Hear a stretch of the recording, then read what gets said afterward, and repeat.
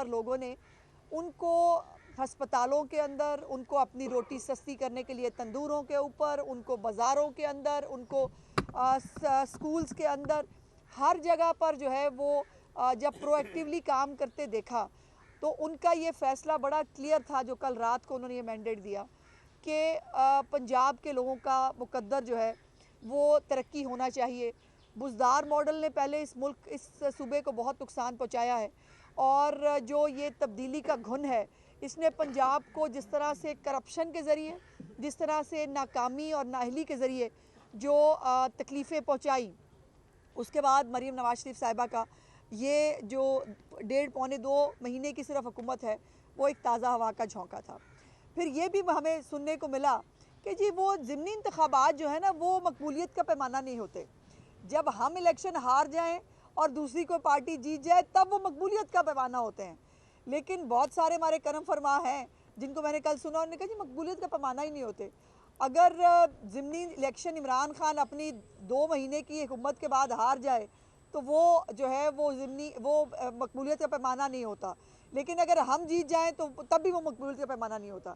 ये double standards हैं और ये अनफॉर्चुनेटली हमें देखने को सुनने को मिलते हैं। दूसरी बात यह है कि धांधली का रोना शुरू है। आपने देखा है कि रोना पार्टी जो है, आज से मैंने उसका नाम नया रख दिया है और उसका नाम है रोना पार्टी। उनके मुकद्दर में रोना लिखा है। वो हुकूमत में थे तब भी रोते थे, वो बाहर निकले हैं तब भी रोते हैं और अब अपने अमाल की बात जो है वो वैसे इनका रोना बनता है। और अब वो फॉर्म 45, 47 का जो तमाशा और बहाना 8 फरवरी को इन्होंने क्रिएट किया था वो भी कल फना फिल्ला हो गया कि जो ये अवाम है उसने पहले भी 8 फरवरी के अंदर एक स्प्लिट मैंडेट दिया जो पाकिस्तान के लिए उतना तो खैर अच्छा मुनासिब साबित नहीं हुआ। एक कोलिशन गवर्नमेंट बनानी पड़ी। लेकिन उसके बाद अब वज़ीर आज़म शहबाज शरीफ साहब हों या वज़ीर आला पंजाब मरीम नवाज शरीफ साहिबा हों, वो बिल्कुल तंदही के साथ, वो जाफिशानी के साथ पाकिस्तान की, पंजाब की आवाम के लिए जो है वो काम कर रहे हैं। लेकिन ये जो हमारे सूडो जो इंटेलेक्चुअल्स हैं और ये जो हमारे इनकलाबी हैं, अब उनको अगर लगता है कि जूते पे 804 लिख के जो है वो इनकलाब ले आएंगे तो भाई शौक से ले आओ, जूते पे क्या माथे पे भी लिख लो, उससे क्या फ़र्क पड़ता है।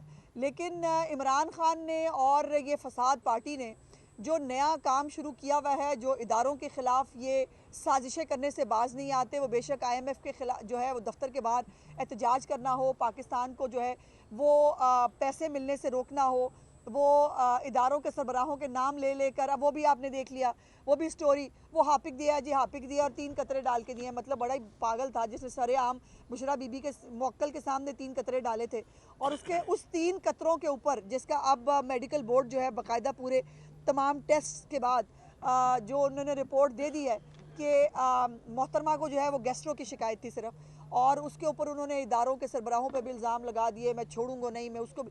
अच्छा, रस्सी जल गई पर बल नहीं गया और अभी भी मौसूफ अंदर बैठ कर जो है वो मैं इसको नहीं छोड़ूंगा तो मैं उसको नहीं छोड़ूंगा। मेरा ख्याल है कि जो है ये फितना फसाद पार्टी अपने अमाल पे गौर करे। ये कल का इलेक्शन ये एक ट्रेलर है, ये पंजाब के अवाम का फ़ैसला है कि पंजाब के अवाम को अपने बच्चों के हाथ में पेट्रोल बम नहीं चाहिए। पंजाब के अवाम पाकिस्तान को, पंजाब के शहरों को आग लगाना पसंद नहीं करते।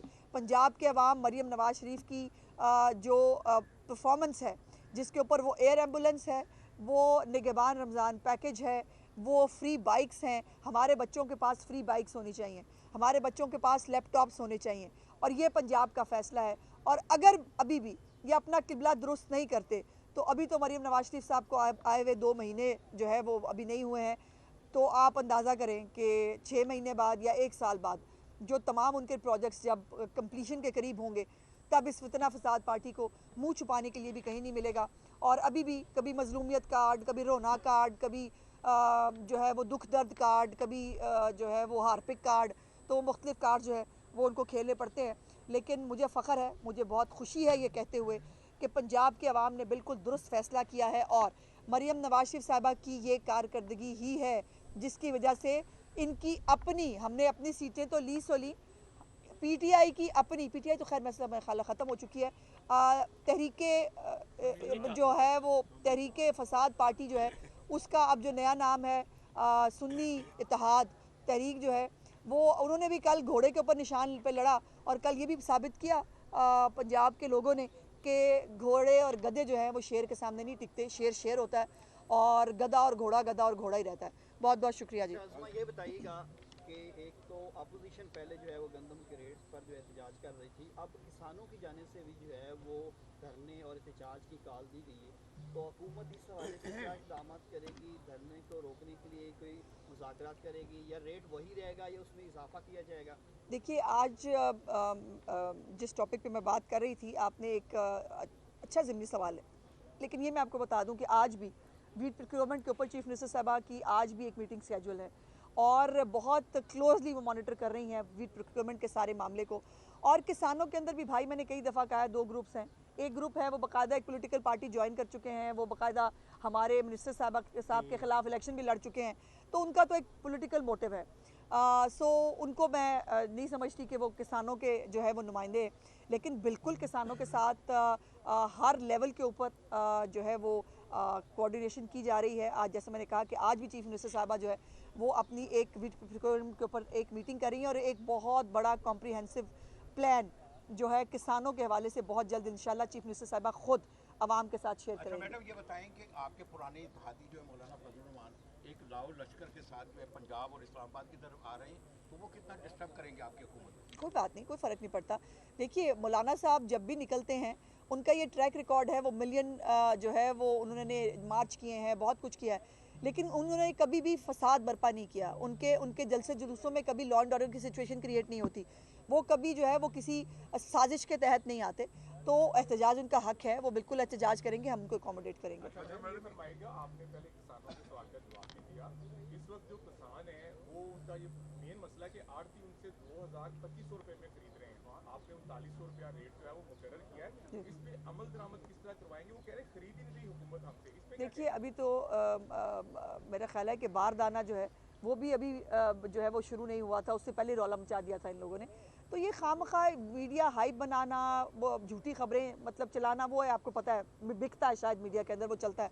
लेकिन बिल्कुल हुकूमत जो है उसको मालूम है कि उसको क्या करना है और बाकायदा चीफ मिनिस्टर साहबा की बड़ी क्लियर इंस्ट्रक्शंस है इस हवाले से। बिल्कुल किसानों से जो है वो गंदम अपने सरकारी रेट पर ज़रूर खरीदी जाएगी। ये बताइएगा कि टारगेट आपका और कब खरीदी जाएगी मैम? ये पता हो ना उनको कि इतनी हमने जी इसके ऊपर मैंने गुजारिश की कि इसके नहीं, ऐसा नहीं है। इसलिए मैंने गुजारिश की कि आज भी एक फॉलो अप मीटिंग है चीफ मिनिस्टर साहिबा की। उस फॉलो अप मीटिंग के बाद जो है मैं ज़्यादा बेहतर पोजीशन में होंगी आपको बताने के लिए। लेकिन ये बारदाने से पहले शोर मचा देना, बारदाना नहीं मिल रहा, ख़रीदारी नहीं होगी, ऐसी ये सिर्फ मार्केट के अंदर अफवाहें डिस्टेबलाइज़ करने के लिए उठाई जाती हैं। कल जो ज़िमनी इलेक्शन है उसमें परवेज़ लाई भी इलेक्शन लड़े और मोहम्मद लाई भी। परवेज़ लाई गुजरात से हार गए और मोहम्मद लाई लाहौर से। अब वो कह रहे हैं कि धांधली हुई है। ज़ाहिर है जी, वो स्पेन में बैठ के मोहम्मद सलाई को धांधली नज़र आ रही है। सड़ता हुआ अडयाला जेल में अपना बाप नज़र नहीं आ रहा, जिसको वो एज ए ज़र ज़मानत यहाँ फेंक के चले गए हैं स्पेन में याशी करने के लिए। तो वो इतनी उनको शौक़ है, इतने वो बड़े लीडर हैं, तो वो उनको लगता ये है कि वो बाहर स्पेन में जो है वो पार्टी करेंगे, स्पेन में वो चिल करेंगे और यहाँ लोग उनको लग के जो है वो वोट डालेंगे। किस चक्कर में? वो जो पैसे वो भर भर के लेके गए हुए चार्टर प्लेन के अंदर, जो डॉलर्स भर के वो लेके गए थे, अभी तो उन्होंने उसका जवाब देना है। अभी जो उनके वालिद साहब हैं उनके ऊपर बहुत सारे केसेस हैं, उनको उन्होंने जवाब देना है। सो इसलिए अल्लाह पाक से डरना चाहिए। इनको बहुत जो है वो फ़िरौनियत थी इस ख़ानदान के ऊपर, लेकिन अल्लाह पाक जो है वो फिर हिसाब लेते हैं। पंजाब के लिए कमरुल ज़मान कायरा, इना रुबानी खैर, सैयद अहमद महमूद और नवदीन अफजल चंद का नाम पीपल्स पार्टी की तरफ से तजवीज़ किया जा रहा है। आपकी तरफ से कोई मुशावरत इस हवाले से फाइनल हुई? अभी चूँकि मुझे इस बारे में कुछ नहीं मालूम है, मुझे नहीं बताया गया, तो मैं इस बारे में भी बात नहीं कर पाऊँगी। राणा सनाउल्लाह ने कहा है कि अगर पीटीआई की हालत मुज़ाकरात करे तो फिर हो सकता है कि इमरान खान जेल से बाहर आ जाए। आप क्या समझते हैं? देखिए जेल से बाहर तो उनको खैर अदालतों के ज़रिए ही आना पड़ेगा। वो बेचारे गोडे गोडे एनआरओ मांग रहे हैं, वो अलहदा बात है कि उनको एनआरओ देता कोई नहीं, और वो ज़ाहिर है इस बहुत दुख का शिकार रहे हैं कि मैं बात करना चाहता हूँ, मुझसे कोई बात नहीं करता। तो इसमें जो है वो शेर में शायर जो है वो एनआरओ मांग रहा है, लेकिन एनआरओ उनको मिल नहीं रहा। जहाँ तक बात है कि वो बात करेंगे, बात तो भाई उनकी, मैंने जैसे कहा कि रस्सी जल गई है, उनका बल नहीं गया। अभी भी वो धमकियाँ दे रहे हैं, अभी वो बैठ के साजिशें प्लान कर रहे हैं। के अंदर जो की बात होती है फसाद डालो, हाउसेस जो हैं उनको चलने मत दो, फसाद डालो, सड़कों पे आओ, और जो है वो इसलिए हर एक की क्लास होती है जेल में बैठ के उसको। मैम रोटी और NRO हासिल करने का तरीका जो है वो ज़ाहिरा इमरान खान को ज़्यादा पता है। जब सारी मीटिंग में भी बैठे थे ना, वो कहते हैं NRO मांग रहे हैं, तो सबसे अच्छा अगर किसी को पता है NRO कैसे मांगा जाता है तो जिनसे NRO मांग रहे हैं उनको वो NRO देना नहीं मैम चाहिए। रोटी और नान की कीमतों में कमी का फैसला हुआ, उस पर तकरीबन पंजाब में 89% अमल दरामद हो चुका है। अब आप ये बताएं, अल्हम्दुलिल्लाह कहीं से तो इसके बाद आप कौन सी ब्रांड है, क्या ब्रायलर गोश्त पे भी इतनी तवज्जो दी जाएगी? सब पे तवज्जो दी जा रही है भाई, ऐसा नहीं है, लेकिन आपको पता है कि वो ब्रायलर वालों जो है उनका भी पिछले दिनों एहतजाज है। एहतजाज आपको पता है मौसम है एहतजाज का, और इस मुल्क के अंदर अफसोसनाक बात यह है कि जब भी आप कोई काम बेहतर करना चाहते हैं, बेहतरी की तरफ जाना चाहते हैं, फ़ौरन से पहले स्ट्राइक हो जाती है। तो यकीनन हर चीज़ के ऊपर जो है वो हुकूमत की नज़र हो गया ना। हमारे एक बंदे को उतने वोट पड़े हैं जितने इनके 3 कैंडिडेट्स को पड़े हैं, इस वाले से भी बताओ। क्या जी क्या? सुन्नी ताद वाले कह रहे हैं कि हमारे एक कैंडिडेट को उतने वोट कल कास्ट हुए जितने इनके 3 कैंडिडेट्स को हुए, उसके वो बाद कितने गए वोट्स? वो वोट्स फिर कहीं बाहर निकाल के दिखा देना, मौकल ले गए हैं बुशरा बीबी के जेल में जाके उनको दिखा रहे हैं। आसिफ रिजवी की तकर्री जो है एज ए इस्लामाबाद आईजी जो है वो एक बड़ा मामा बनी हुई है पंजाब हुकूमत के लिए, तो वो क्या डिसाइड हुआ? वो मेरे ख्याल में मसला सॉर्ट हो गया। मैडम ये बता दें कि कल 92 न्यूज़ की टीम गुजरात के अंदर कवरेज कर रही थी, पुलिस वालों ने उनको उठाया, बेदर्दी के साथ मारा। नवीद कैमरामैन ये सारे जानते हैं, बहुत प्यारा बच्चा इधर आपकी कवरेज कर रहा होता है, पैपों के साथ मारा पुलिस वालों ने, 3 घंटे तक उनको रखा। ब्यूरो चीफ 92 मियां शाहिद साहब ने आपसे बात भी की, क्या एक्शन लिया गया पुलिस वालों के खिलाफ? 3 घंटे इतना मारा, आप उसकी हालत देखें, आप कहें कि क्या था ऐसा? देखिए इसकी जो मुझ तक इतलात पहुंची वो ये है कि आपके जो रिपोर्टर भाई हैं, देखिए ज़ाब्ता इखलाक नाम की भी कोई चीज़ होती है। आपने एक फुटेज देखा होगा जिसके अंदर बाकायदा प्रिजाइडिंग अफसर को बिठाया हुआ है, इर्द गिर्द बहुत सारे लोग खड़े हैं, और वो बाकायदा एक होता ना बज़ोर उनको फोर्स किया जा रहा है कि आप ये कहें, और वो बेचारा जो है वो सहमा हुआ देख रहा है मैंने क्या करना है। फिर वो आपको पूछे किसने कहा है, उसने जो भी कहा उसके ऊपर उसने।